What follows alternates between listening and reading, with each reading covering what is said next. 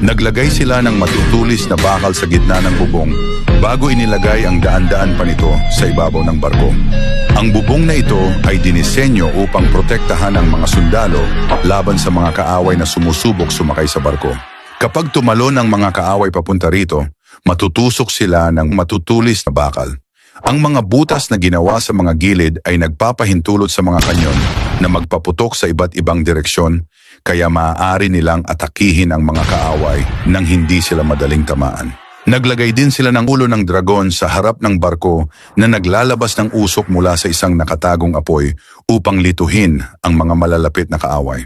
Ngunit napakamahal gawin ang barkong ito at dumating din ang panahon ng kapayapaan, kaya kalaunan ay tumigil na sila sa paggawa ng turtle ship.